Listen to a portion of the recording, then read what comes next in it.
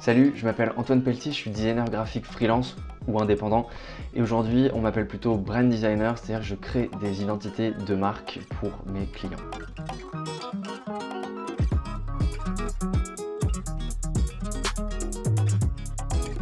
Du coup, j'ai commencé à être freelance à la fin de mes études. C'est un choix que j'ai fait parce que ça me permettait tout simplement d'avoir des clients en parallèle de l'école et donc de pouvoir avoir un peu plus d'argent pour le quotidien. Ça me permettait aussi de commencer à construire une base client parce que j'avais déjà dans l'idée que je voulais être freelance plus tard à un moment ou à un autre. Et du coup, construire la base client, c'est ce qu'il y a de plus compliqué aujourd'hui, c'est-à-dire trouver des clients. Donc le fait de commencer à m'y mettre pendant les études, ça me permettait d'avoir une sorte de filet de sécurité avec l'école et le soir et le week-end travailler pour mes clients, commencer à les convaincre, commencer à créer du bouche à oreille et commencer à me créer du coup un petit nom de designer graphique indépendant.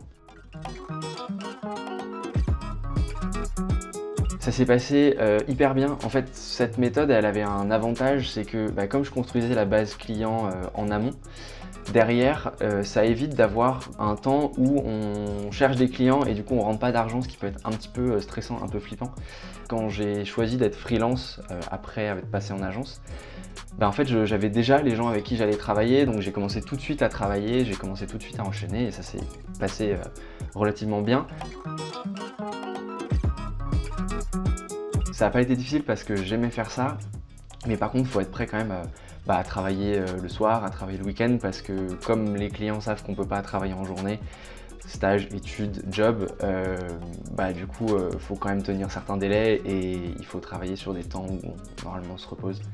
C'est un peu difficile parfois pour l'entourage et pour soi-même.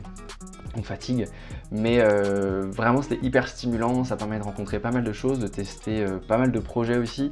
Ça m'a permis de voir que j'aimais plutôt faire de la marque, plutôt faire du web et qu'il y avait certaines parties que je préférais ne pas traiter en tant que designer. Ça m'a permis aussi de voir qu'il y a des clients qui sont toxiques. Je me suis fait arnaquer par certains clients, mais c'est aussi comme ça qu'on apprend, je pense, malheureusement. On repère que ce type de client ou ce genre de réaction n'est pas normal et du coup on ne les choisit pas, on ne travaille pas avec eux. Aujourd'hui, j'ai le luxe de pouvoir choisir mes missions, pouvoir refuser des clients. J'ai fait une vidéo YouTube à ce sujet d'ailleurs où j'explique pourquoi je dis non à certains clients. Il y a pas mal de raisons, que ce soit budgétaire, que ce soit humainement, ou aujourd'hui parce que je sais que le projet va pas me plaire ou va pas forcément se passer comme moi j'aime qu'il se passe. Alors qu'en agence, c'est du 9h-18h, je choisis pas mes clients et même si aujourd'hui il y a des agences hybrides, ça reste l'expérience que j'ai vécue et du coup je préfère être en freelance. Contrairement à ce qu'on peut penser, moi je ne cherche pas forcément à créer une agence ensuite parce que c'est juste l'évolution logique du freelancing.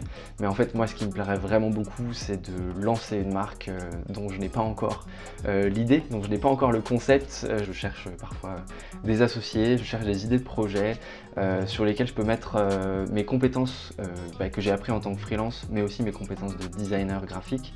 Donc ça c'est le premier projet. Deuxième projet, c'est j'ai une chaîne YouTube que j'ai développée cette année. Donc si c'est pas fait, abonnez-vous, où j'y parle de création, de design, d'indépendance, j'explique un peu certaines problématiques que je peux avoir, j'explique aussi surtout les nouvelles innovations, tout ce qui se passe dans le monde du design, parce que c'est un peu l'endroit où je peux expérimenter, découvrir ça. Et le dernier point sur lequel je vais évoluer, c'est le fait d'être prof. J'espère en tout cas transmettre ce que je fais aujourd'hui, des choses qu'on n'entend pas forcément toujours en école et du coup faire en sorte que les futurs designers de demain soient un peu plus prêts en sortant de l'école à être freelance.